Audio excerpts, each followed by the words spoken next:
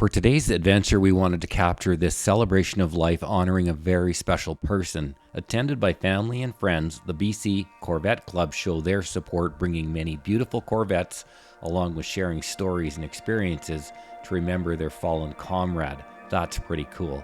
If you like today's video, please give it a thumbs up. We'd also love it if you'd hit that subscribe button to join us for our next adventure. Thanks, everyone.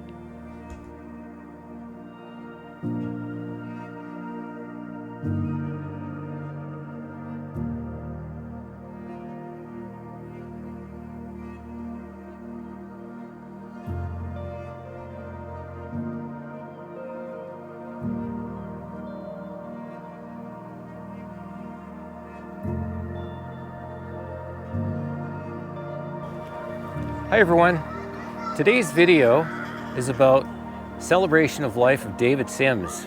And David was an avid Corvette lover, and this is his beautiful car. And we're celebrating his life today and featuring some of the Corvette Club classic cars.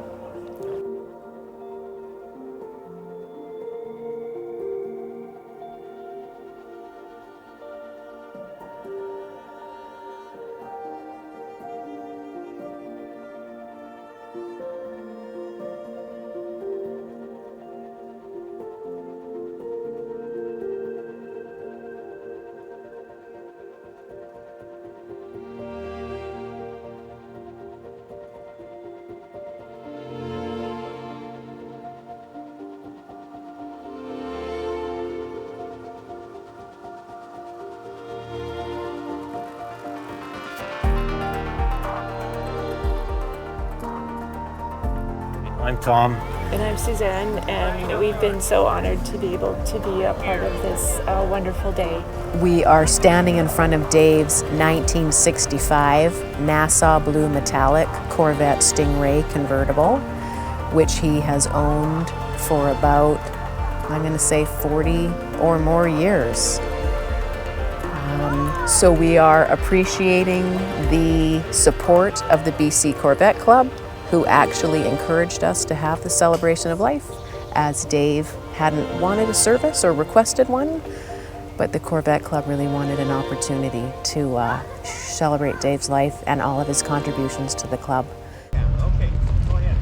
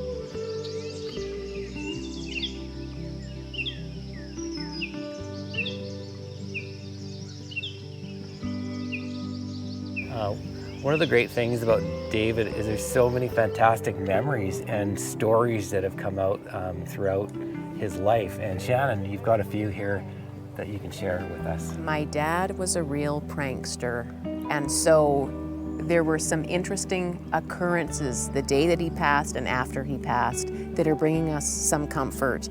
As a family, it's like a sign he's letting us know that he's okay. So, and a couple hours after he passed, I was sitting out on the front porch with our dog Jade, and the lawn was beautifully clear of leaves, just as Dave liked it. And all of a sudden, with no wind in sight, about 100 leaves dropped off of the oak tree. And I'm sure that was my dad saying hi, right? The work never ends is kind of how I thought about it, because my job had been the last little while blowing the leaves around the property, because I knew my dad liked, a nice, clean, crisp, clean area. So just out of the blue, 100 leaves fall off of the oak tree. And I'm sure it was him saying hi.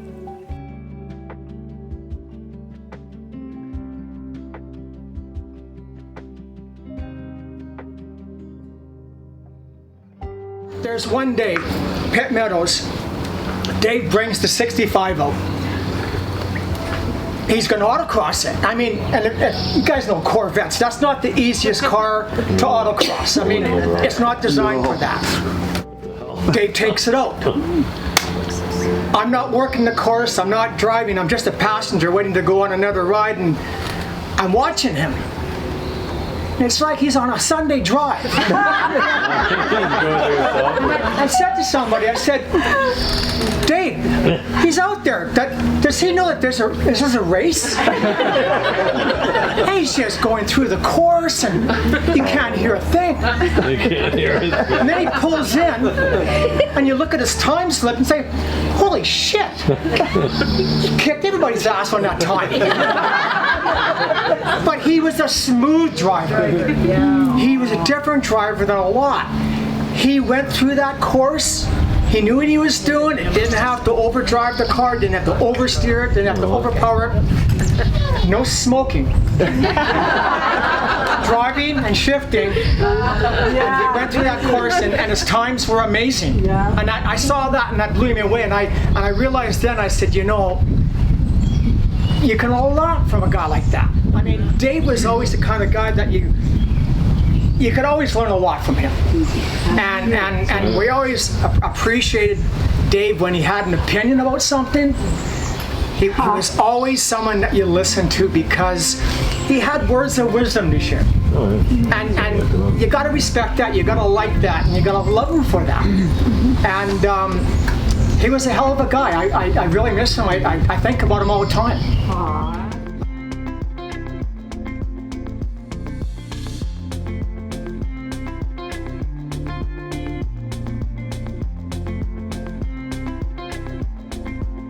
He joined the Corvette Club in '93, and he started in obsessing about that. And then we had no social life really except for business people because of us working. And the Corvette Club gave us all these friends and things to do and places to go and people that loved Corvettes. And from every walk of life, everywhere. It was just the most wonderful. It just made our life, really and truly. And we even took two of our daughters. We ended up being able to get another Corvette.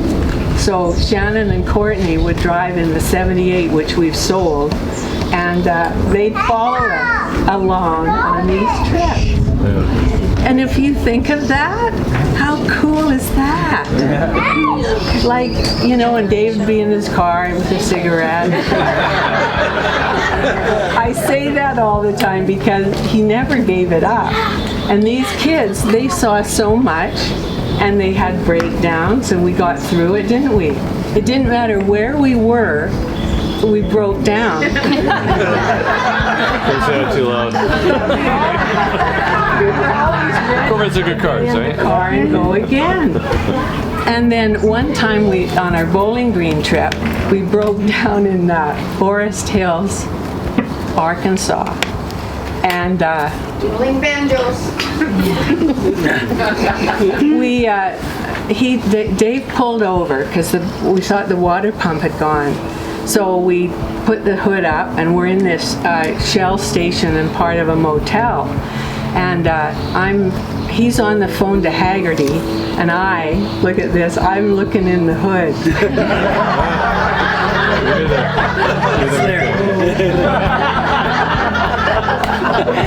So I'm not really cognizant. I've got my back to the way the other cars came in, and I hear this, you need help there? And so I realize, oh, he's talking to me, so I turn around, and it's this guy from the Memphis Corvette Club. Oh no. But he's a bot guy. And we're down in Arkansas. So he gets out of his car, and I'm like, oh, geez. Okay. And he comes over. He was a big guy. He had a cap on and sunglasses. And he's a big guy like this. He was so nice. So we're standing there talking about what's going on, and he's part of the Memphis Corvette Club. And he said, oh, I'll get Sam to fix your car. So he says, oh, there goes Sam now. You're on a cruise. Now you see what I mean? This car was magical. Yeah. So he got in his truck, raced down the street, and got Sam to come back. He was in a truck, not a Corvette at that time. He stopped for you. Yeah, exactly. And you know what? This guy Sam, this was on the Saturday night of a long weekend, Labor Day weekend, I think. And he got his friend to open up his shop to get the equipment he would need to fix this car. So it was wonderful. We stayed overnight. The guy came the next day, and he said to Dave, sit down and get a paper and a pen. And he made him write down all the things that Dave had to do with his car. All the things that were wrong with it. Oh yeah, he gave him a list. So we made it. It was just wonderful. We got out of there and had a little more trouble. Yeah, you made it that far, right? we're going home on the last leg of that trip. Was when we were in Memphis, right? Oh yeah. The muffler came off, and it just so happened that we look over and go, "Oh, look, a muffler store across the street." So we push his button, we get his car over there, and they fix it up for him. They put it on the hoist. You know, he's in an hour. He's meeting us at Graceland. Is that right? Yeah. You guys met us at Graceland. So we go do that. So anyway, so now we're on the last leg, and we're leaving. We're together with you guys only, I think, from Lake Tahoe, and we're heading to Sacramento, and then heading towards number 1, so heading west to go on the island through California, the freeway along the coast there. The coast. Highway 1, yeah. So, anyways, we're hungry. We're really hungry, but there's nowhere we can find. We're going through this one street. It's kind of a resort town, and we stop and go, we got to find something, and we look up ahead, and there it was, in the middle of nowhere. There was this Chinese restaurant, and I'll tell you something. It was one of the best Chinese food we've ever had. Okay? It was it, and that was it. That's all we could find. Then we drove again for another hour, 2 hours to the coast. Now we're heading up, and I said, okay, well, just follow me, and they're following, and all of a sudden, I tell Melinda, they're not behind us. They're nowhere to be found. So I pull over, and I wait. We wait about 10-15 minutes. I says, I got to go back. So the way I go back, and there he is on the side, right off the coast. There's this piece of land that we're looking right into the ocean there, but his car's there, and there's Dave on his back. And I pull up. I go, what's going on, Dave? My muffler fell off again. I said, really? I said, uh-oh, what are we we gonna do now? So Dave, you got some sledgehammers. Hold on a sec. Pulls them out and drops them on the ground. You got some screwdrivers. Pulls them out. You got some other tools. Pulls out 2 toolkits. I look at them and I go, where's your luggage? It's like, we don't worry about luggage. With an old car like this, we worry about 2 of them. So I says, do you have 2 jacks? I have 2 jacks. I says, okay. We're gonna jack it up on the side. You're gonna go over there with a sledgehammer. I'm gonna go over there on each side, and we're gonna take turns banging until that thing doesn't go in anymore. So we loosened up the clamps, and we did that, and he never ever had another problem with that, did he? Like California. Eh? That was a new one. Yeah, we were both under the car. We were both right underneath. I got a picture of them both. All you can see is legs. Blue. 4 couples flew. We transported the cars. We got there. The weather was hotter than this. Dave and Diane always had the top down. Dave's face would be beet red. Diane would have 2 hats on. And then Dave would have a smile. And then Diane said, I slathered him with a whole bunch of sunblock. Yeah. Finally, if he let me. If he let you, right? Yeah. He was all red, everywhere, all red. Red from it. So I just thought I'd bring the picture. This is a picture that Dave gave me. He said, I got a picture you don't have. And we were at Hershey's. Do you remember that? And so he brought me this picture. You want to look at it after? We went on that tour at Hershey's. Hershey's chocolate. We were on a cart or something, weren't we? Going through the... Yeah. We did. Yeah. That was Las Vegas. But I don't think any of us bought any chocolates. Because it would melt by the time we got to the car. Melted. Even if you had the air on.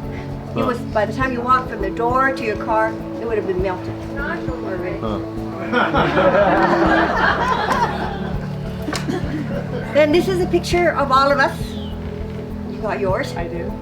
Of the, that we went on. You guys got yours? Horse cave. Yeah. That's why I have your shirt on. Okay. This is from that. What a name for a place. There was no horse or a cave around. You didn't look hard enough. What did I forget? Was a dry town smile on his face, and how effortlessly he drove that car. Like, I mean, it's 104 degrees sometimes. We went through terrible rain too, but always a smile on his face, always so cheerful. And we had some a little rough spots on the trip, but we managed through it. But I just have such fond memories, and I think about that over and over. 8 years it's been. Imagine. Yeah, that went by so quickly. Did he have a cigarette in his hand? When did Yeah. And the duct tape on your window. Yeah. Duct tape on your yeah. But, okay, that's all I can say, but he's just such a wonderful man, and I know he would just be ecstatic to see how his family came together to put this on for all of us. Yes, it's They did an wonderful. awesome job. Wonderful.